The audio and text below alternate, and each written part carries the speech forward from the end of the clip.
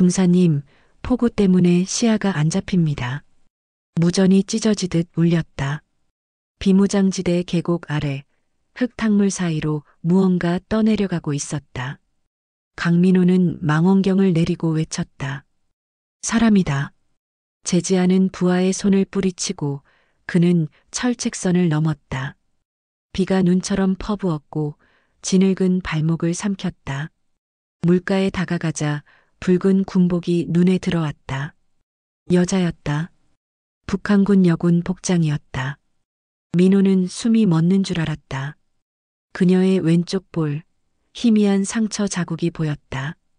20해 전 두만강에서 놓쳤던 그 손의 흔적과 똑같았다. 그는 떨리는 목소리로 중얼거렸다. 설마 서율이냐? 그때 여인이 미약하게 입술을 움직였다. 오라바이 맞습니까? 구독과 좋아요로 함께해 주세요. 오늘의 사연 지금부터 시작합니다. 새벽 3시 폭우는 그칠 줄 몰랐다. 철원 비무장지대 초소는 빗물에 잠겨 있었다. 군화 밑창에서 진흙이 찢어지는 소리가 났다.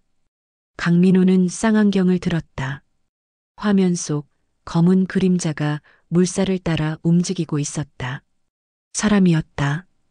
민호는 무전기를 움켜쥐었다. 소대장님, 중립지대 쪽에 생존자 있습니다. 정중사, 규정 위반이야. 함부로 나가면 안 돼.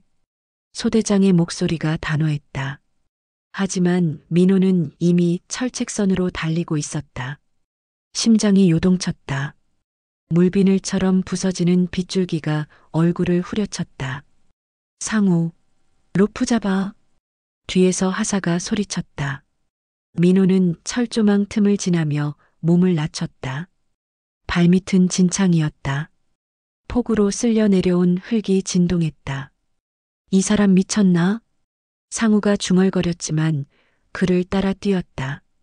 민호는 계곡 가장자리에서 몸을 숙였다. 흙탕물 속 붉은색이 눈에 들어왔다. 군복이었다. 북한군 여군 복장이었다. 민호는 잠시 멈췄다. 적군이야 상우의 말이 들렸지만 그는 이미 물속으로 뛰어들었다. 냉기가 몸속으로 파고들었다. 허리까지 차오른 물살에 몸이 휘청거렸다. 민호는 필사적으로 손을 뻗었다. 손끝에 천이 닿았다. 그녀의 팔이었다. 잡았다. 물에 잠긴 여군을 끌어올리며 민호는 이를 악물었다. 상우, 로프 당겨. 세 사람의 힘으로 겨우 물가로 끌어올렸다. 그녀는 축 늘어진 채 숨이 없었다. 피와 흙이 뒤섞여 얼굴이 알아볼 수 없었다. 민호는 바로 인공호흡을 시도했다. 살아라. 제발. 심장이 미친 듯이 뛰었다. 몇 번의 압박 끝에 여자의 입술이 미세하게 떨렸다. 기침한다. 상우의 외침에 민호는 안도의 한숨을 내쉬었다. 그러나 그 순간 그녀의 목에서 낡은 쇠사슬이 반짝였다. 군번줄이었다. 리연아 중위. 조선인민군 5사단. 민호는 숨을 삼켰다. 눈앞이 아득했다. 그녀의 얼굴을 자세히 들여다보았다. 피와 진흙 아래 왼쪽 볼에 작은 상처가 있었다. 찢긴 듯한 흉터. 20해 전 두만강에서 여동생 서율이 개에게 물려 생긴 자국과 똑같았다. 민호의 손이 떨렸다. 말이 나오지 않았다. 형님, 정신 차리세요. 북한군이면 인계해야 합니다. 상우의 말이 멀게 들렸다. 민호는 조심스레 그녀의 군복 주머니를 열었다. 젖은 천 속에서 무언가 떨어졌다. 사진 한 장이었다. 가족 사진. 사진 속 7살 여자아이가 활짝 웃고 있었다. 그 옆에 10살짜리 소년이 있었다. 민호 자신이었다. 이게 어떻게 여기에? 그의 눈이 커졌다. 머릿속이 새하얘졌다. 폭우 소리가 멎은 것처럼 느껴졌다. 시간이 멈춘 듯 고요했다. 민호는 손으로 그녀의 얼굴을 닦았다. 그때 여인의 입술이 아주 미세하게 움직였다. 눈꺼풀이 떠졌다. 희미한 눈동자가 떨렸다. 그녀는 입술을 달싹였다. 오라바이 맞습니까? 그 한마디에 민호의 온몸이 굳었다. 손끝에서 전기가 튀듯 떨림이 번졌다. 그녀의 목소리는 분명 어린 서율의 음색이었다. 서율아, 정말 너야? 그녀는 대답하지 않았다. 다시 눈을 감고 고개가 떨어졌다. 민호는 반사적으로 그녀를 끌어안았다. 살아야 해. 이번엔 절대 놓치지 않는다. 비가 더 세차게 내렸다. 의무병이 달려와 들것을 폈다. 헬기 소리가 폭우를 갈랐다. 민호는 그녀의 손을 놓지 않았다. 손끝의 온기가 아주 희미하게 느껴졌다. 그 온기가 세상 모든 것보다 소중했다. 헬기 안에서도 그는 말을 멈추지 않았다. 서율아, 듣고 있지? 오라바이가 찾으러 왔다. 눈물과 빗물이 섞여 얼굴을 적셨다. 그는 울면서도 웃었다. 조명 아래 그녀의 볼 위로 한 줄기 흙물이 흘러내렸다.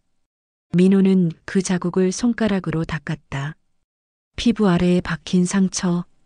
그건 세월이 아무리 흘러도 사라지지 않는 흉터였다. 그는 속삭였다. 이젠 괜찮아. 아무 일 없을 거야. 하지만 마음 한구석은 이상하게 불안했다.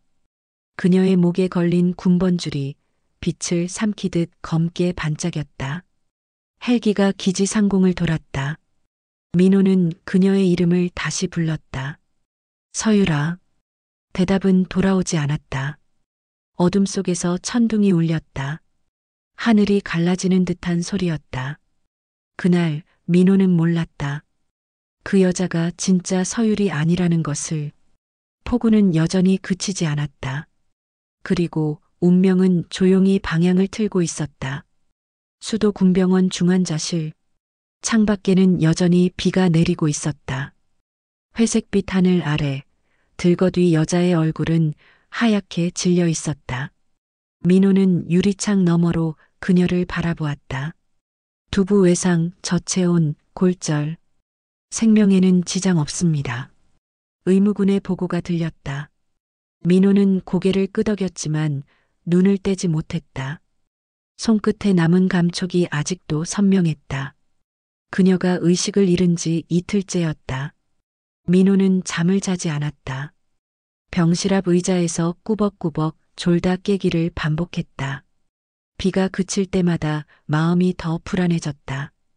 사진이 있었다. 그녀의 군복 주머니에서 나왔던 낡은 가족 사진. 민호는 그것을 수십 번 꺼내 보았다. 사진 속의 아이는 분명히 서율이었다. 형님, 이제 좀 쉬세요. 상우가 커피를 건넸다. DNA 검사 진행 중입니다. 결과 나오면 확실해지겠죠. 민호는 대답 대신 고개를 끄덕였다. 하지만 확신이 들지 않았다. 사진, 흉터, 목소리까지 같았는데 왜 가슴이 이토록 낯설까? 그녀를 구했을 때 느낀 이상한 싸늘함이 떠오르며 마음이 뒤틀렸다. 그날 오후 그녀가 처음 눈을 떴다. 민호는 거의 뛰다시피 병실로 들어갔다. 하얀 시트 위 여인은 천천히 고개를 돌렸다. 눈동자가 흐릿하게 떨렸다. 괜찮습니까? 민호가 조심스레 물었다. 그녀는 잠시 입술을 달싹이다가 낮은 소리로 말했다. 여기가 어디입니까? 한국입니다. 남쪽이에요. 나는 강민호, 특전사 중사입니다. 그녀의 눈이 약간 커졌다. 남쪽.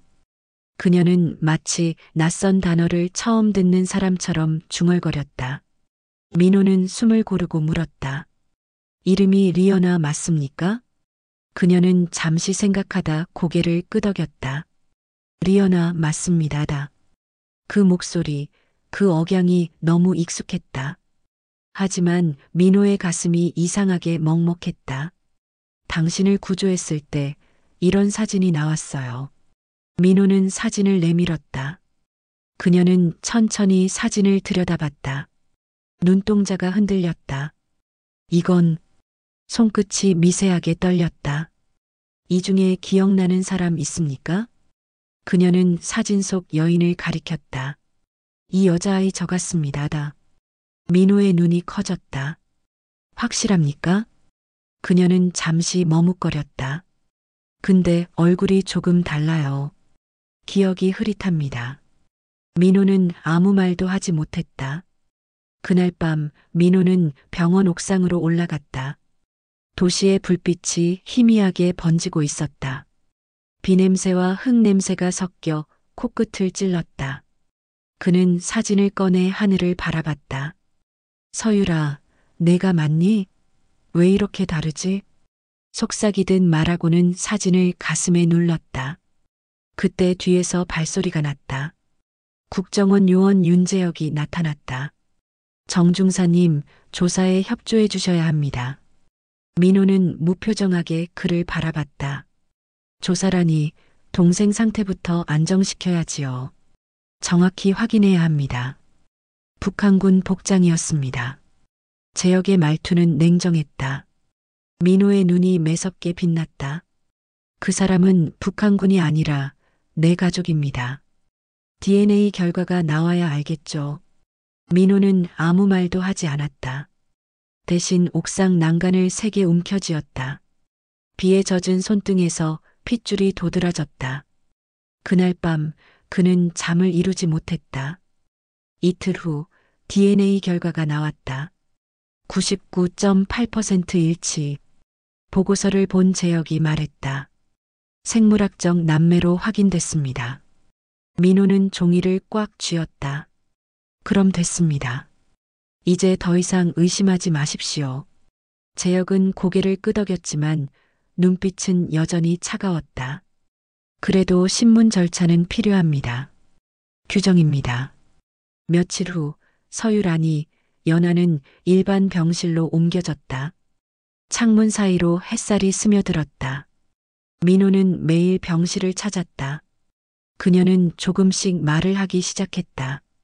오라바이, 나 어릴 적에도 이런 냄새 났습니다. 흙냄새. 그래. 우리 집 근처 강가 냄새였지. 민호가 웃자 그녀도 따라 웃었다. 잠시나마 마음이 풀렸다. 하지만 대화는 자주 엇갈렸다. 엄마는 언제부터 병이 있었습니까? 병? 우리 어머니는 병 없었어. 탈북 뒤에 돌아가셨지. 그녀의 표정이 멈췄다. 그럼 내가 본 건 누구였지? 민호는 고개를 들었다. 무슨 말이야? 어릴 적 엄마가 병원 침대에 누워 있었습니다. 하얀 옷, 하얀 병 냄새가 아직도 납니다. 민호의 얼굴이 굳었다. 그건 우리 기억엔 없어. 그녀는 혼란스러운 표정으로 이마를 감쌌다. 머리가 아픕니다. 죄송합니다. 민호는 의사를 불렀다. 기억 혼란이 심합니다. 충격 후유증일 수 있습니다. 의사는 차분히 설명했다. 서서히 안정되면 자연히 회복됩니다. 그러나 민호의 가슴 속에서는 이상한 불안이 커졌다. 그녀의 말 한마디 한마디가 자신이 아는 동생과 어긋났다. 비슷한 미소, 같은 눈빛. 하지만 기억의 결은 완전히 달랐다. 그날 밤 민호는 몰래 병실 CCTV를 확인했다. 녹화 화면 속 그녀는 혼자 침대에 앉아 있었다. 고개를 숙이고 낮게 중얼거렸다. 서유라 미안합니다. 민호의 손이 떨렸다. 지금 뭐라고 한 거지? 화면 속 그녀는 다시 고개를 들었다. 눈물이 볼을 타고 흘러내렸다. 오라바이 진짜 미안합니다. 민호는 숨이 막혔다.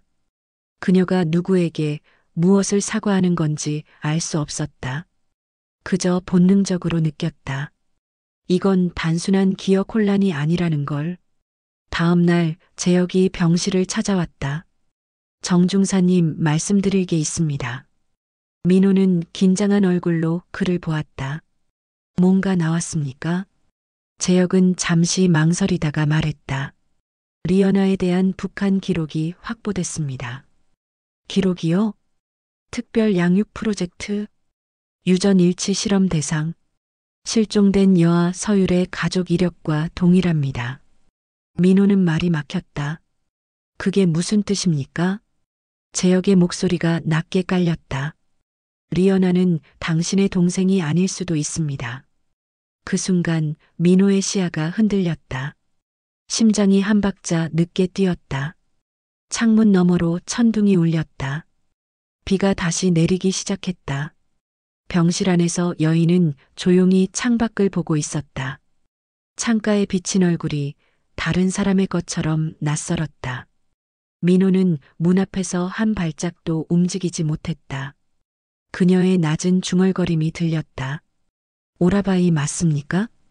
그 말은 이번엔 물음표처럼 가벼웠다. 민호는 대답하지 못했다. 목 안쪽이 타들어갔다. 밖에서는 천둥이 길게 울렸다. 하늘이 찢어지는 소리였다. 그는 느꼈다. 지금부터 시작되는 것은 단순한 기억의 혼란이 아니라는 걸. 그리고 마음속 어딘가가 서서히 무너져 내리고 있었다. 며칠째 비가 그쳤다. 하늘은 맑았지만 민호의 머릿속은 여전히 흐렸다. 국정원 청사 회의실 하얀 형광등 아래에 3장의 서류가 놓여 있었다. 사진, 혈액표, 그리고 리연아의 신원 기록. 유전 정보는 일치하지만 성장기 자료가 없습니다. 윤재혁 과장이 담담히 말했다. 북한 내 특별 양육소 기록에 따르면 동일 유전자의 쌍생 체계 실험이 있었다 합니다. 민호는 눈을 들었다. 그게 무슨 말입니까? 복제라도 했다는 겁니까? 복제가 아니라 대체 양육이었죠. 재혁은 잠시 눈을 내리깔았다. 유전자상 일란성 쌍둥이를 나누어 서로 다른 환경에서 양육. 심리적 반응을 관찰하는 군 내부 실험이었다고 합니다. 민호의 손이 서류를 쥔 채 굳어 있었다. 머릿속이 어지러웠다. 그럼 내가 구한 사람은 진짜 서율이 아닐 수도 있다는 건가요? 가능성이 있습니다. 그러나 확증은 없습니다. 민호는 한동안 말을 잃었다. 입안이 바짝 말랐다. 그 사람은 기억을 잃었어요. 그런데 그 기억이 너무 정확했어요. 나도 잊었던 노래를 불렀습니다. 재혁은 고개를 끄덕였다. 그게 더 이상합니다. 기억의 각인 범위까지 똑같다면 단순한 유전 기억이 아닙니다. 그는 문서를 덮으며 말했다. 리연아가 가진 기억은 누군가 주입한 것일 수도 있습니다. 회의실은 고요했다. 벽식의 초침 소리만 들렸다. 민호는 자리에서 일어섰다. 저는 동생을 지킬 겁니다. 진짜든 아니든. 재혁은 그를 바라보다 짧게 말했다. 그 마음 나도 이해합니다. 하지만 명심하세요. 누군가는 그 여자를 없애려 할 겁니다. 그리고 그 누군가는 이 안에도 있을지 모릅니다. 그날 밤 민호는 다시 병원으로 향했다. 병실 문 앞에서 잠시 멈췄다. 안에서는 서율, 아니 연아가 창문을 바라보고 있었다. 달빛이 그녀의 얼굴을 비추고 있었다. 민호가 들어서자 그녀는 고개를 돌렸다. 오라바이. 그 한마디에 민호의 가슴이 흔들렸다. 기억이 좀 돌아왔어? 그녀는 조용히 고개를 끄덕였다. 어릴 적 집 냄새, 그리고 노래. 다 떠오릅니다. 그녀의 미소가 조금 어색했다. 민호는 자리에 앉았다. 그럼 하나만 물어볼게. 우리 집 강아지 이름 기억나? 그녀는 잠시 눈을 감았다. 복실이. 민호는 웃었다. 그래, 맞아. 복실이. 그러나 그녀는 이내 말했다. 근데 복실이는 흰색이었죠? 민호의 웃음이 멈췄다. 아니, 검은색이었어. 짧은 정적이 흘렀다. 그녀의 얼굴이 굳었다. 이상하네요. 분명 흰색이었는데. 민호는 아무 말도 하지 못했다. 그날 밤 병실 앞을 지키던 상우가 다가왔다. 형님, 병원 CCTV에 이상한 장면이 찍혔습니다. 민호는 모니터 앞으로 다가갔다. 화면 속 청소복 차림의 남자가 병실 앞을 서성이고 있었다. 누굽니까가 저 사람? 신분증엔 병원 직원이라 돼 있습니다. 하지만 명단엔 없어요. 민호의 눈이 좁혀졌다. 어제 저 사람 리어나 병실 근처에서 계속 있었습니다. 민호는 망설이지 않았다. 곧장 병실로 뛰어갔다. 문을 열자 그녀는 침대에 앉아 있었다. 왜요, 오라바이? 밖에 낯선 사람 있었어. 아무도 들어오면 안 돼. 그녀는 놀란 눈으로 고개를 끄덕였다. 무섭습니다. 민호는 침대 곁 의자에 앉았다. 괜찮아. 내가 지킬게. 그녀는 손을 내밀었다. 민호는 그 손을 잡았다. 따뜻했다. 잠시 후 그녀가 물었다. 오라바이, 내가 정말 서율입니까? 민호는 한참을 바라보다 조용히 대답했다. 그게 중요한가? 난 내가 살아있다는 게 중요하다. 그녀는 고개를 떨구었다.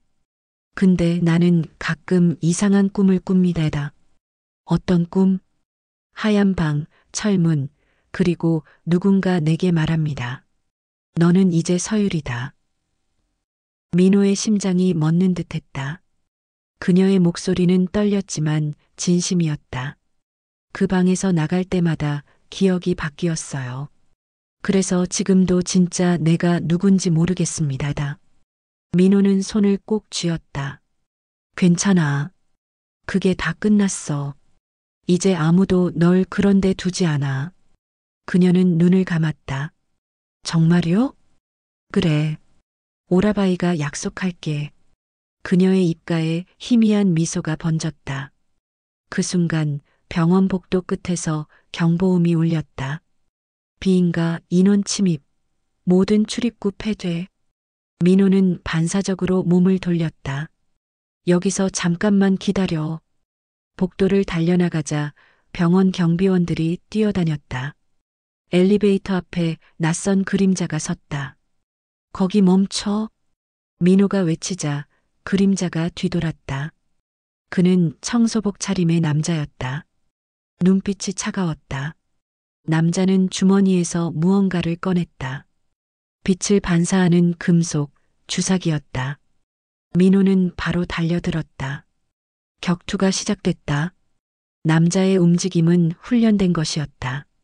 민호는 주먹을 내질렀고 상대는 날렵하게 피했다. 손등에 불이 튀었다. 그 순간 남자가 주사기를 들고 덤벼들었다. 민호는 팔로 막아냈다. 주사기 안의 액체가 공중에 흩어졌다. 냄새가 코를 찔렀다. 독이었다. 남자의 얼굴이 일그러졌다. 누가 시킨 거냐? 민호가 소리쳤다. 하지만 남자는 대답하지 않았다. 입을 깨물더니 그대로 쓰러졌다. 민호는 숨을 몰아쉬며 주사기를 주워들었다. 청산가리 즉사형 독이다. 뒤따라온 재혁이 중얼거렸다. 역시 예상대로군. 예상이라니? 누군가 리어나를 없애려 하고 있었죠. 그녀의 존재 자체가 북쪽에겐 위협이니까. 재혁은 시선을 들었다. 하지만 더 이상 단순한 제거가 아닙니다. 그녀의 기억을 조작한 세력이 따로 있습니다. 민호는 주사기를 바라보았다. 손끝이 얼어붙는 것 같았다. 그럼 그녀는 누굴 위해 만들어진 거죠? 재혁은 잠시 침묵하다가 대답했다. 모르겠습니다. 하지만 한 가지 분명한 건 그 여자는 이제 북도 남도 두려워하는 존재라는 겁니다. 민호는 병실 문을 돌아보았다. 창문 너머 달빛 아래 그녀가 앉아 있었다. 하얀 병실, 하얀 시트, 그 속에 그림자가 작게 떨리고 있었다. 민호는 천천히 속삭였다. 그래도 괜찮아. 이번엔 내가 끝까지 지킨다. 밤이 깊었다. 그리고 서서히 또 다른 폭풍이 다가오고 있었다. 새벽 2시 병원은 고요했다. 복도 조명이 희미하게 깜빡였다. 민호는 의자에 기대 잠깐 눈을 붙였다. 손끝엔 아직도 주사기 냄새가 남아 있었다. 그날 이후 병실에는 경호 인력이 붙었다. 재혁이 직접 명령을 내렸다.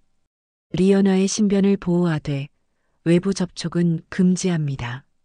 민호는 그 말이 못내 불편했다. 그녀는 병실 안에 갇힌 사람처럼 보였다. 창문으로 들어오는 빛조차 조심스러워했다. 하얀 커튼이 흔들릴 때마다 눈을 감았다. 오라바이, 나 밖에 좀 나가면 안 됩니까? 민호는 잠시 망설였다. 아직은 안 돼. 위험해. 그녀는 입술을 깨물었다. 나는 새장 속 새 같습니다다. 그 말이 민호의 가슴을 찔렀다. 그녀는 얌전히 고개를 숙였다. 그래도 오라바이가 옆에 있어서 괜찮습니다다. 민호는 그 말을 듣고도 웃지 못했다. 며칠 후 국정원 조사관들이 다시 나타났다. 리연아 씨, 기억 검사를 하겠습니다. 그녀는 조용히 고개를 끄덕였다. 민호는 복도에서 지켜봤다. 조사실 문이 닫히고 붉은 불빛이 켜졌다. 안에서는 무표정한 요원이 그녀의 눈에 빛을 비췄다. 보세요. 이 사람 기억납니까? 화면에 한 남자의 얼굴이 떴다. 그녀의 얼굴이 경직됐다. 압니다. 누굽니까? 우리 부대장 박영철. 요원의 눈이 반짝였다. 좋아요. 그가 무슨 말을 했습니까? 그녀는 입술을 떨었다. 기억은 명령보다 중요하지 않다. 그렇게 말했습니다다. 요원이 눈짓을 했다. 그때 무슨 일을 시켰습니까? 그녀는 고개를 숙였다. 병원에서 약품을 옮겼습니다다. 외국산이었어요. 누구를 위한 건진 몰랐습니다다. 민호는 복도 유리 너머로 그녀를 바라봤다. 눈빛이 흔들리고 있었다. 조사가 끝난 뒤 그녀는 힘없이 걸어 나왔다. 민호가 달려가 어깨를 받쳤다. 괜찮아? 조금 피곤합니다다. 그녀의 손이 차가웠다. 오라바이, 내가 무슨 잘못을 한 건가요? 민호는 말없이 고개를 저었다. 잘못한 거 없어. 넌 그냥 살아남은 거야. 그녀는 미소를 지으려 했지만 눈물이 먼저 떨어졌다. 그날 밤 민호는 국정원 내부 복도에서 재혁을 불러 세웠다. 이제 조사 그만두죠. 더는 버티기 힘듭니다. 재혁은 무표정하게 답했다. 저도 그만두고 싶어요. 하지만 상부가 압박합니다. 리연아의 기억 속에 북의 군비 정보가 숨어 있다고요. 민호는 주먹을 움켜쥐었다. 그녀는 실험체였을지도 모릅니다. 사람을 더 이상 도구처럼 다루지 마세요. 재혁은 한숨을 내쉬었다. 정중사님, 그 말이 나도 제일 듣기 싫습니다. 잠시 정적이 흘렀다. 재혁은 낮은 목소리로 덧붙였다. 그리고 내부에서 누군가 정보를 세고 있습니다. 청소부로 위장했던 그 공작원, 병원 내부 동선까지 알고 있었어요. 민호의 눈이 번쩍였다. 내부자? 확률이 높습니다. 하지만 누구인지 아직 몰라요. 재혁은 조용히 걸음을 돌렸다. 다음 날 새벽 병원 경비가 급히 달려왔다. 정중사님, 감시 카메라 2대가 꺼졌습니다. 민호는 즉시 병실로 뛰었다. 문이 열려 있었다. 침대는 비어 있었다. 커튼이 펄럭이고 바닥에 링거줄이 끊겨 있었다. 민호의 심장이 떨어졌다. 서유라. 복도를 달리자 경호원이 쓰러져 있었다. 목 뒤에 마치 바늘이 꽂혀 있었다. 상우, 남문 막아. 민호는 계단으로 뛰었다. 비상구 문이 열려 있었다. 그 문 너머 주차장으로 이어지는 통로. 비가 다시 내리고 있었다. 어둠 속으로 한 무리의 그림자가 움직였다. 멈춰. 민호의 외침에 한 남자가 돌아봤다. 검은 복면, 익숙한 눈빛. 그 순간 총성이 울렸다. 탄피가 바닥을 튕기며 굴렀다. 민호는 몸을 굴려 벽 뒤로 숨었다. 상우가 합류했다. 형님, 2명입니다. 여자를 데리고 있습니다.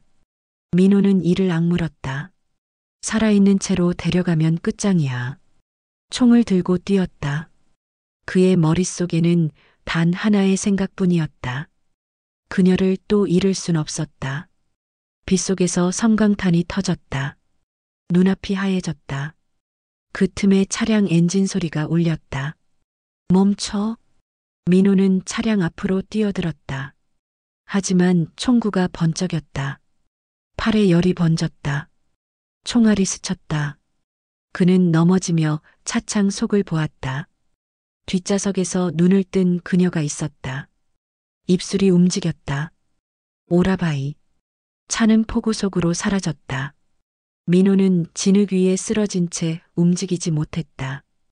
귀에는 빗소리와 심장 소리만 들렸다. 몇 분 후 재혁이 도착했다. 정중사, 살아있습니까? 민호는 몸을 일으켰다. 눈빛이 완전히 달라져 있었다. 누가 정보를 새는 겁니까? 병원 동선까지 알고 있었어요. 내부자 아니면 불가능합니다. 재혁은 입술을 굳게 다물었다. 상부에선 감시망이 뚫렸다고 합니다. 하지만 문제는 더 큽니다. 뭔데요? 재혁은 낮은 목소리로 말했다. 납치된 여자는 리어나가 아닐 수도 있습니다.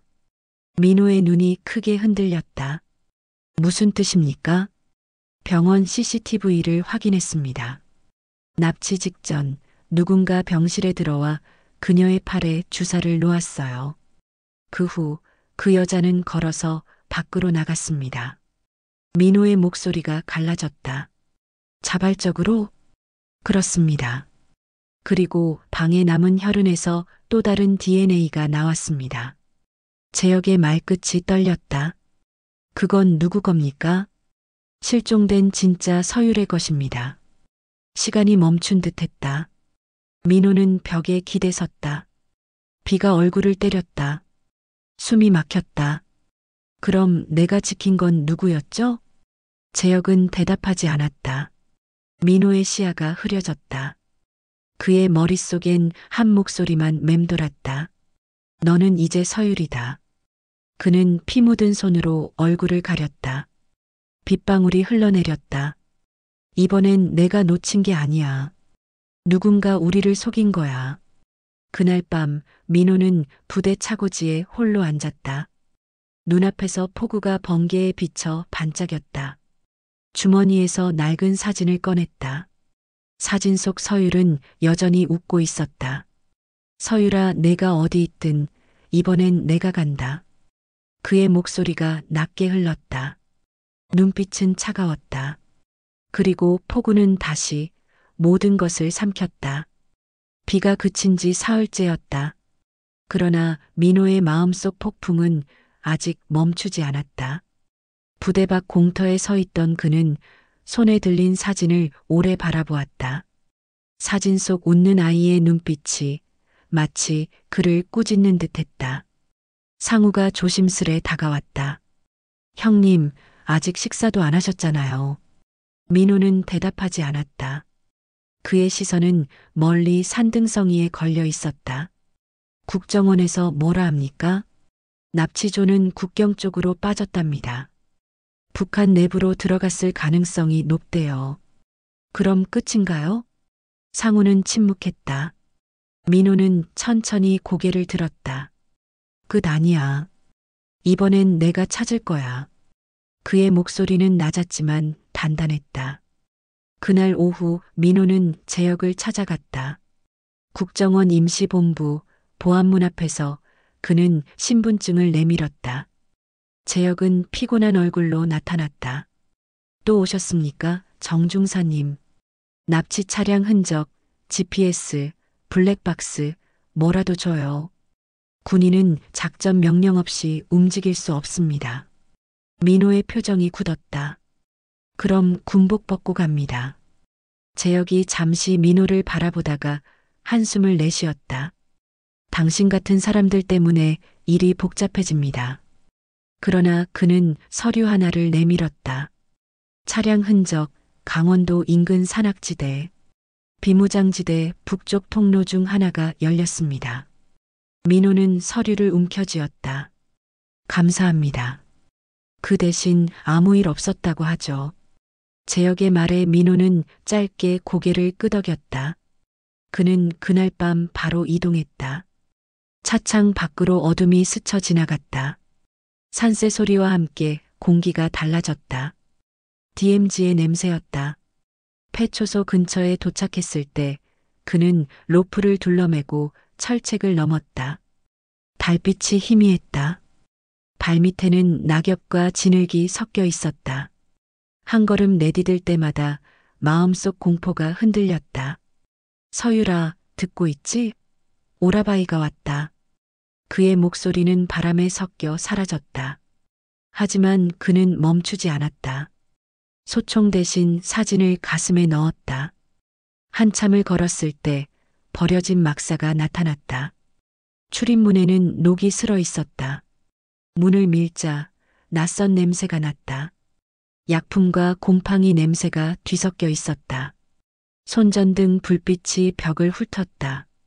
거기엔 낡은 표식이 있었다. 제3의 실험동 생체 반응 기록실. 민호의 심장이 멎는 듯했다. 벽 한가운데에는 서류철이 떨어져 있었다. 민호는 그것을 주워 먼지를 털었다. 표지에 쓰인 이름. 리어나 실험명 S-2. 그는 서류를 펼쳤다. 수많은 의료 기록 사이에 한 장의 사진이 끼워져 있었다. 의료복을 입은 어린 여자아이가 미소 짓고 있었다. 눈빛이 서율과 똑같았다. 민호는 그 자리에서 주저앉았다. 숨이 막혔다. S-1 서율, S-2 리어나. 실험 목적 동일 유전체의 환경 반응 비교. 활자로 새겨진 문장이 가슴을 찔렀다. 그는 머리를 감싸쥐었다. 그래서 그랬던 거구나. 그녀의 기억, 그녀의 혼란, 그 모든 게 조작이었던 것이다. 누군가가 두 아이를 갈라놓고 실험했다. 그 순간 무전기가 울렸다. 정중사, 응답하라. 들리는가? 재혁의 목소리였다. 민호는 짧게 숨을 들이켰다. 여기 있습니다. 실험동을 발견했습니다. 그곳은 위험합니다. 감시망이 있습니다. 상관없습니다. 단서가 여기 있어요. 당신 지금 명령 위반입니다. 민호는 무전을 끊었다. 그는 서류철을 가슴에 품고 밖으로 나왔다. 달빛 아래 어딘가에서 금속성 소리가 났다. 누군가 있었다. 누구야? 총구를 들이댔지만 그림자가 빠르게 움직였다. 어둠 속에서 총성이 터졌다. 바로 옆 나무가 쪼개졌다. 민호는 몸을 낮추며 엄폐했다. 이봐, 누구야? 대답 대신 낮은 웃음소리가 들렸다. 역시 오라바이는 빠르군. 민호의 눈이 번쩍였다. 그 목소리는 낯익었다. 어둠 속에서 한 여자가 걸어 나왔다. 머리를 묶은 북한 여군 복장이었다. 그녀의 눈빛은 서늘했고 미소는 이상하게 닮아 있었다. 서율? 민호의 목소리가 떨렸다. 그녀는 고개를 끄덕였다. 그래요, 오라바이. 이제야 찾으러 왔군요. 그녀의 얼굴엔 상처가 있었다. 눈빛은 리어나보다 깊고 차가웠다. 그럼 그날 차에 있던 건 누구였지? 그건 나의 그림자요. 그녀의 입술이 미세하게 떨렸다. 그 아이는 나 대신 만들어진 존재였어요. 민호는 말을 잃었다. 리어나는 너 대신 만들어졌다고? 그래요. 나를 감시하고 필요하면 내가 되게 하려고. 서율의 목소리가 낮게 울렸다. 하지만 이제 그녀도 나처럼 인간이 되고 싶어 했어요. 민호는 숨을 고르며 그녀에게 다가갔다. 서율아, 돌아가자. 여기서 벗어나자. 그녀는 고개를 저었다. 오라바이, 여긴 생각보다 단순한 문제가 아닙니다. 이 실험 아직 끝나지 않았어요. 그녀는 주머니에서 낡은 메모를 꺼냈다. S-2 복귀 명령, 박영철. 민호의 눈이 좁혀졌다. 그놈이 아직 살아있단 말이야. 그래요. 나를 쫓고 그녀를 이용했죠. 서율의 눈빛이 흔들렸다. 리어나를 구해야 합니다. 그녀는 내 과거이자 나의 또 다른 반쪽이에요. 민호는 고개를 끄덕였다. 그럼 같이 가자. 아니요. 난 아직 준비가 안 됐어요. 박영철은 나만 알고 있어요. 오라바이는 남쪽에서 기다리세요. 민호는 손을 내밀었다. 또 놓칠 생각하지 마. 그녀는 미소를 지었다. 이번엔 내가 찾으러 갈게요. 그녀는 어둠 속으로 사라졌다. 민호는 그녀가 남긴 메모를 가슴에 눌렀다. 바람이 불었다. 비무장지대의 냄새가 스며들었다. 그는 무전을 켰다. 제역, 듣고 있습니까? 정중사, 어디 있습니까? 신호가 불안정합니다.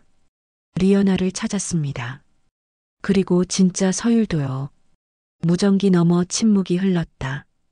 2명이라고요? 그래요. 둘 다 살아있습니다. 민호의 목소리가 단단해졌다.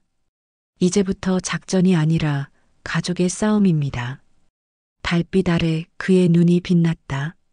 그날 밤 DMZ의 숲속에서 새로운 결심이 태어났다. 민호는 천천히 속삭였다. 이번엔 끝까지 간다. 누가 뭐라 해도 내 동생들이니까. 그리고 바람 속에서 멀리서 여자의 목소리가 들려왔다. 오라바이 기다려주라요. 민호는 눈을 감았다. 그 한마디가 다시 그를 움직이게 만들었다. 밤은 검은 숨을 쉬고 있었다. 하늘에는 별 하나 없었고 숲은 젖은 흙 냄새로 가득했다. 강민호는 얼굴에 위장치를 했다. 차가운 흙이 뺨을 타고 흘러내렸다. 그의 손에는 개조된 소음기가 달린 권총이 있었다. 정식 명령도 허가도 없었다. 이번 작전의 지휘관은 오직 자신뿐이었다. 그리고 목표는 단 하나였다. 리어나를 되찾는다. 이어폰 속 제역의 목소리가 낮게 울렸다. 통신 제한 15분입니다. 그 이상은 감시망에 걸려요. 충분합니다. 민호의 목소리는 짧고 단단했다. 그는 낡은 군용지도 위에 손가락을 올렸다. 지하 2층, 의료보존실. 그곳이 리어나가 감금된 장소였다. 서율이 남긴 메모에는 분명히 그렇게 적혀 있었다. 민호는 숨을 고르고 숲속으로 몸을 던졌다. 풀잎이 어깨를 스쳤고 땅바닥은 축축했다. 바람은 차갑게 불었고 멀리서 개 짖는 소리가 들렸다. 그는 그림자처럼 움직였다. 폐막사에 도착했을 때 안쪽에서는 불빛이 새어나오고 있었다. 경비병 2명이 교대 중이었다. 민호는 돌멩이를 던져 반대쪽 낙엽을 흔들었다. 병사 1명이 그쪽으로 고개를 돌리는 순간 그는 빠르게 접근했다. 짧은 충격, 짧은 신음. 병사는 소리도 내지 못하고 쓰러졌다. 민호는 그를 부축해 벽 뒤로 옮겼다. 다른 병사는 무전기를 들고 상황을 확인하려 했다. 민호는 손목에 칼날로 전선을 잘랐다. 전등이 순간 깜빡였다. 병사가 고개를 돌렸고 그 찰나에 민호는 목을 눌렀다. 모든 소리가 사라졌다. 숨을 고르며 복도로 들어섰다. 지하로 내려가는 철제 계단이 보였다. 금속 냄새가 코끝을 찔렀다. 그는 총구를 아래로 향한 채 천천히 걸었다. 지하층 복도는 적막했다. 벽면마다 붉은 경광등이 설치되어 있었지만 전원은 꺼져 있었다. 그리고 문 하나가 반쯤 열려 있었다. 그 틈으로 미약한 빛이 흘러나왔다. 민호는 숨을 죽이고 문을 열었다. 그 안에는 흰 방이 있었다. 의료기구와 침대, 그리고 구속대가 보였다. 침대 위에 누군가 있었다. 리어나였다. 눈은 감겨 있었고 얼굴엔 멍이 가득했다. 팔에는 주사 바늘이 꽂혀 있었다. 민호는 급히 다가가 그녀의 맥을 짚었다. 살아있다. 그가 안도의 숨을 내쉬는 순간 뒤에서 금소금이 울렸다. 누군가 총의 안전장치를 풀고 있었다. 오라바이 역시 왔구만. 목소리가 들렸다. 민호는 천천히 몸을 돌렸다. 그곳에는 검은 군복을 입은 사내가 서 있었다. 박영철. 서율이 말했던 이름, 그 실험의 중심이었다. 그의 얼굴은 창백했고 눈빛은 차가웠다. 역시 혈육은 피를 배신 못하네. 그녀를 놔라. 민호가 총을 겨눴다. 그럴 순 없지. 이 아이는 우리에게 필요한 기억이야. 박영철은 비웃었다. 기억? 인간을 기억 저장소로 만들겠다는 건가? 그게 뭐가 나쁜가? 지도자의 병을 고친 약을 기억하는 뇌, 그 뇌 하나가 수십만 명의 생명을 살릴 수도 있지. 민호의 눈빛이 싸늘해졌다. 그런 말로 죄를 덮을 수 있을 거라 생각하나? 박영철은 천천히 걸었다. 넌 모르겠지. 내 동생은 그 기억을 원했다. 무슨 소리야? 리어나 말이다. 그 아이는 스스로 나선 거야. 내가 데려간다면 다시 자신을 잃을 테니까. 민호는 한 발자국 다가섰다. 그녀가 원하든 원하지 않든 그건 내가 결정할 일이 아니야. 박영철의 손끝이 떨렸다. 넌 그저 오빠일 뿐이지 세상을 바꿀 자격은 없어. 그 순간 민호는 방아쇠를 당겼다. 총성이 울렸다. 박영철의 어깨에서 피가 튀었다. 자격 같은 건 필요 없어. 난 가족을 되찾으러 왔다. 민호는 달려가 리어나의 팔을 풀었다. 그녀의 눈꺼풀이 미세하게 떨렸다. 오라바이. 그래, 나야. 그녀가 눈을 뜨며 흐릿하게 웃었다. 이제 끝났습니까? 아직이야. 민호는 그녀를 부축해 복도로 나섰다. 경보음이 울렸다. 붉은 불빛이 복도를 채웠다. 뒤에서 박영철의 목소리가 울렸다. 너 진짜 동생이 누군지도 모르지? 민호는 걸음을 멈췄다. 무슨 말이야? 그 아이는 기억만 복제된 피 없는 그릇이야. 진짜 서율은 이미 나와 함께 있었지. 민호는 눈을 번쩍 떴다. 거짓말. 그럼 왜 DNA가 두 사람에게서 모두 일치했을까? 박영철의 웃음이 낮게 울렸다. 넌 지금 둘 중 하나를 선택해야 해. 기억을 가진 거짓된 동생, 혹은 피를 나눈 진짜 동생. 민호의 눈빛이 흔들렸다. 리어나가 희미하게 속삭였다. 오라바이, 나 진짜 아니어도 괜찮습니다. 그냥 한 번만 가족이라 불러줘요. 민호의 눈에서 눈물이 흘렀다. 그는 리어나를 끌어안았다. 진짜든 거짓이든 넌 내 동생이다. 그리고 뒤를 돌아보며 방아쇠를 당겼다. 박영철이 쓰러졌다. 그 순간 폭발음이 울렸다. 시설 전체에 화염이 번졌다. 민호는 리어나를 업고 계단을 뛰어 올랐다. 화염 속에서 천장이 무너졌다. 조금만 더 버텨. 그녀는 희미하게 웃었다. 이번엔 오라바이가 날 잡았네요. 놓치지 않을 거야. 밖으로 나왔을 때 새벽의 공기가 차갑게 들이쳤다. 멀리서 헬기의 프로펠러 소리가 들렸다. 제역에 구조되었다. 민호는 숨을 몰아쉬며 쓰러졌다. 정중사, 성공입니까? 제역의 목소리가 들렸다. 민호는 힘겹게 고개를 끄덕였다. 그녀를 구했어요. 박영철은? 끝났습니다. 민호의 눈이 감겼다. 눈가에 눈물이 맺혀 있었다. 그의 손 안에는 구겨진 사진 한 장이 쥐어져 있었다. 비에 젖은 사진 속 두 아이가 웃고 있었다. 민호는 마지막으로 속삭였다. 엄마, 서율이 찾았어요. 하늘이 밝아오고 있었다. 붉은 새벽빛이 잿빛 연기 사이로 번졌다. 그 빛 속에서 민호의 그림자는 천천히 사라졌다. 그리고 누군가의 낮은 목소리가 바람에 섞여 들려왔다. 오라바이 고맙습니다다. 민호는 눈을 감은 채 미소를 지었다. 새벽이 그를 감쌌다. 하얀 병실. 창밖엔 봄비가 내리고 있었다. 민호는 천천히 눈을 떴다. 눈앞이 하얗게 번졌다. 팔에는 링거가 연결되어 있었고 머리엔 붕대가 감겨 있었다. 몸을 조금만 움직여도 통증이 밀려왔다. 의무병이 다가와 속삭였다. 정중사님 깨어나셨군요. 민호는 숨을 고르며 물었다.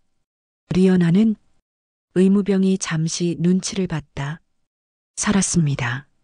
중환자실에 있습니다. 그제야 민호의 어깨에서 힘이 빠졌다. 그는 천천히 눈을 감았다. 살아있다. 그 말 하나로 가슴이 따뜻해졌다. 잠시 후 문이 열렸다. 윤재혁이 들어왔다. 그의 얼굴엔 깊은 피로가 서려 있었다. 정중사님 기적이군요. 폭발 현장에서 그렇게 살아나오다니. 민호는 미소를 지었다. 리연아 덕분입니다. 그녀가 절 밀어냈어요. 그래요. 그녀가 당신을 구했습니다. 재혁은 고개를 끄덕였다. 하지만 그의 표정엔 어딘가 망설임이 있었다. 뭔가 숨기는 게 있군요. 민호가 묻자 재혁은 천천히 말을 꺼냈다. 유전자 검사가 다시 진행됐습니다. 이번엔 두 사람 모두의 시료로. 민호는 숨을 멈췄다. 결과가 어떻게 나왔습니까? 재혁은 한참을 침묵하다 낮게 말했다. 두 사람은 일란성 쌍둥이입니다. 그러나 유전자의 일부가 인공적으로 변형되어 있었습니다. 인공적으로? 네. 리연아의 기억 영역 DNA 일부가 편집돼 있었어요. 서율의 기억을 복제한 흔적이었습니다. 민호의 얼굴이 굳었다. 그럼 그녀가 가짜라는 겁니까? 재혁은 고개를 저었다. 아닙니다. 피는 같습니다. 단지 기억이 이식된 거죠. 북은 그녀를 대체체로 만든 겁니다. 민호는 깊게 숨을 들이켰다. 그녀는 남의 기억 속에 산 거군요. 하지만 지금은 본인의 기억도 섞여 있어요. 그래서 이제 누가 진짜라 단정할 수 없습니다. 그때 문이 두드려졌다. 간호사가 들어왔다. 정중사님, 환자분이 깨어났습니다. 민호는 자리에서 일어났다. 복도를 걸을 때마다 머릿속에서 소리가 울렸다. 너는 이제 서율이다. 박영철의 말이 귀를 때렸다. 하지만 그는 걸음을 멈추지 않았다. 중환자실 문이 열렸다. 리연아가 침대에 누워 있었다. 산소 마스크가 걸려 있었지만 눈은 또렷했다. 그녀가 미소를 지었다. 오라바이. 민호는 다가가 손을 잡았다. 괜찮아? 괜찮습니다다. 아직 살아있습니다다. 그녀의 눈에 눈물이 맺혔다. 그날 불 속에서 오라바이 목소리가 들렸어요. 놓치지 않겠다. 고. 민호는 미소를 지었다. 그 약속 지켰지.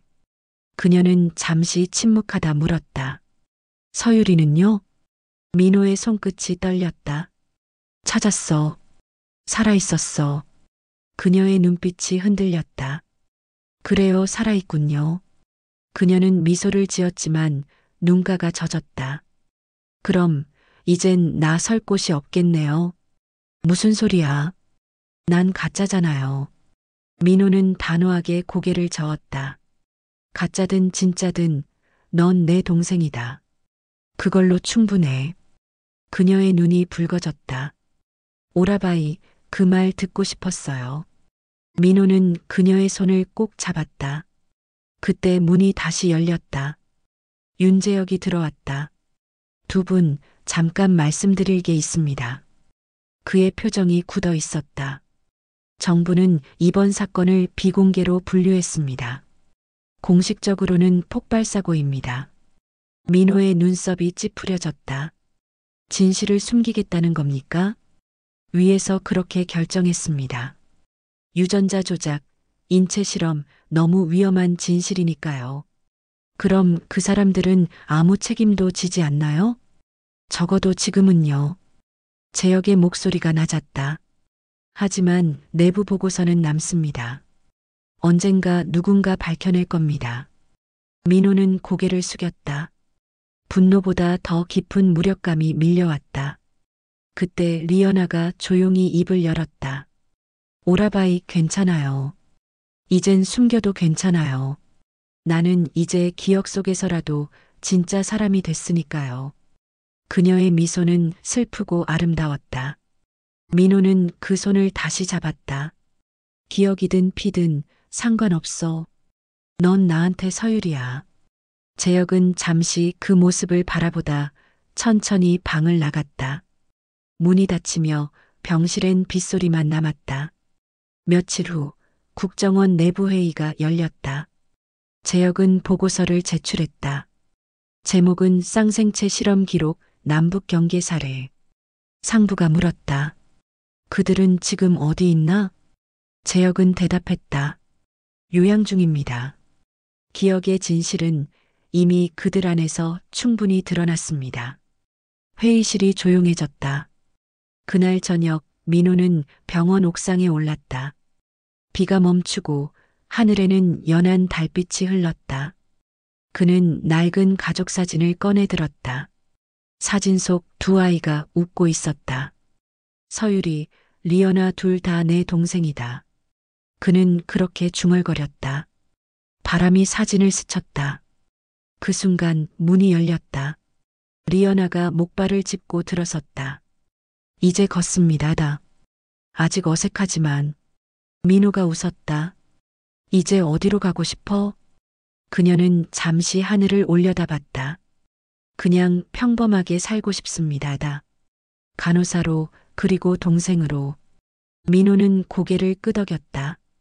그럼 그렇게 살자. 그녀가 그를 바라보았다. 오라바이, 나 기억하고 있겠죠? 내가 가짜라 해도. 그럴 리가 있나? 민호가 미소 지었다. 넌 내 기억 속에, 내 피 속에 다 있으니까. 그녀의 눈에 눈물이 맺혔다. 바람이 불었다. 하늘의 구름 사이로 별이 드러났다. 그녀가 낮게 말했다. 오라바이, 이제 진짜 봄이 오네요. 민호는 고개를 끄덕였다. 그래, 우리에게도. 그는 그녀의 어깨를 감싸 안았다. 멀리서 첫 새벽의 빛이 피어올랐다. 하늘은 아직 회색이었지만 그 속에 희미한 푸른빛이 스며들고 있었다. 그건 아마 진실이 비로소 드러나는 색이었을 것이다. 그리고 민호는 그 빛 속에서 조용히 속삭였다. 이젠 괜찮아. 모두 끝났어. 그리고 다시 시작이야. 리어나는 눈을 감았다. 그녀의 입술이 아주 작게 움직였다. 고맙습니다, 오라바이. 그 말이 바람에 실려 사라졌다. 달빛이 두 사람의 어깨 위로 내렸다. 그 빛은 따뜻했고 오래전 잃어버린 가족의 품 같았다. 봄이 깊어가고 있었다. 벚꽃이 지고 새 잎이 돋았다. 민호는 천천히 병원 정원을 걸었다. 나뭇가지 사이로 햇빛이 쏟아졌다. 그는 아직 완전히 회복되지 않았다. 하지만 더 이상 군복을 입지 않았다.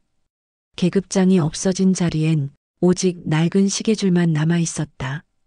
그의 발걸음이 멈춘 곳에는 작은 벤치가 있었다. 그 위에 앉아 있는 여인, 리어나. 머리카락이 짧게 잘려 있었고 얼굴빛은 한결 맑았다. 그녀는 천천히 고개를 돌렸다. 오라바이. 그래, 오늘도 일찍 나왔네. 민호는 그녀 옆에 앉았다. 그녀는 손에 낡은 노트를 들고 있었다. 이게 뭐야? 기억 노트입니다. 그녀는 조용히 웃었다.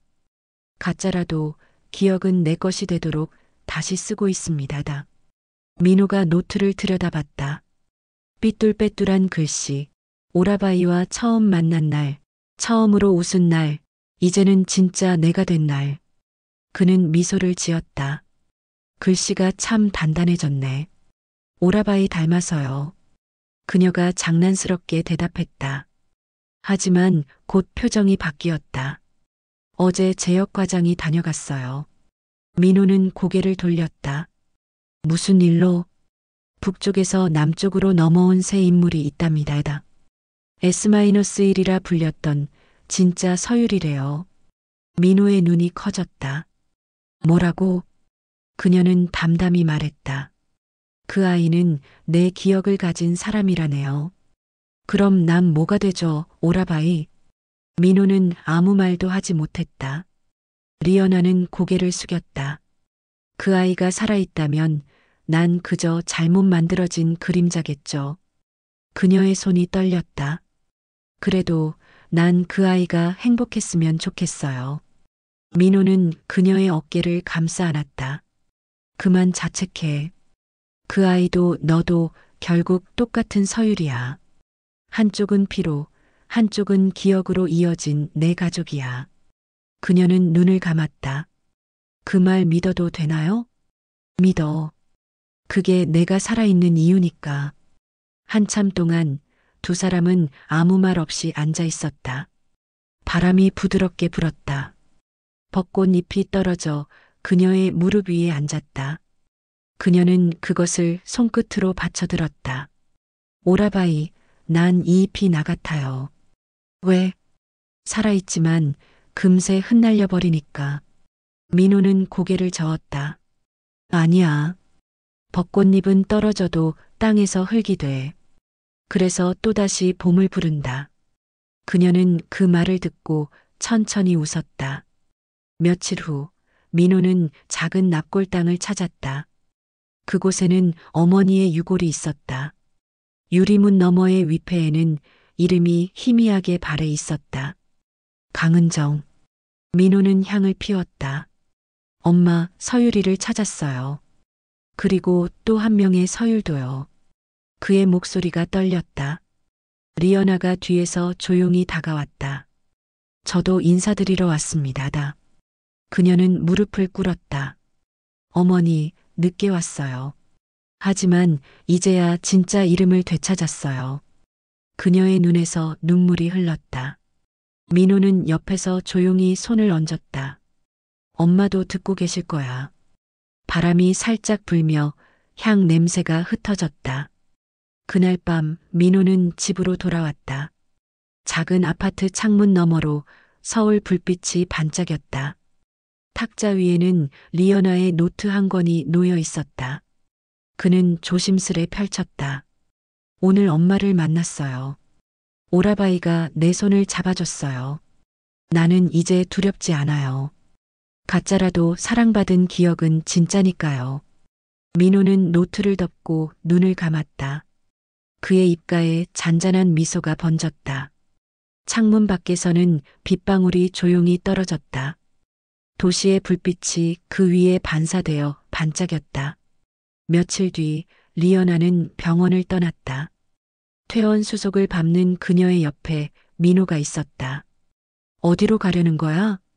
남쪽 끝에 있는 조용한 바닷가 마을이요. 새로 시작하려고요. 민호는 가만히 고개를 끄덕였다. 그래. 이번엔 내 이름으로 살아. 그녀는 미소를 지었다. 오라바이, 나 언제든 연락해도 되죠? 언제든지. 하늘이 무너져도 널 찾을 테니까. 그녀의 눈에 눈물이 맺혔다. 그 말 꼭 믿을게요. 그래, 약속이야. 그녀는 손을 내밀었고 민호는 그 손을 꼭 잡았다.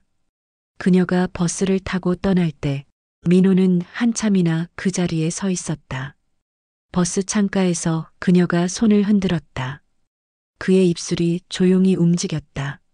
잘 가, 서유라. 버스가 코너를 돌아 사라졌다. 민호는 천천히 눈을 감았다. 그 순간 봄바람이 불어와 그의 머리칼을 스쳤다. 그 바람 속에서 누군가의 목소리가 들리는 듯했다. 오라바이, 고맙습니다. 민호는 눈을 떴다. 하늘은 푸르렀고 햇살은 따뜻했다. 그는 하늘을 올려다보며 속삭였다. 너는 가짜가 아니야. 나에게 넌 언제나 진짜였어. 그의 눈가에 눈물이 맺혔다. 멀리서 종소리가 울렸다. 봄이 완전히 돌아오고 있었다.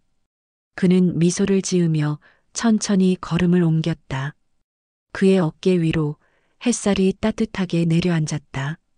그리고 한 페이지가 그렇게 닫혔다. 하지만 민호의 마음속에는 여전히 두 명의 서율이 살아있었다.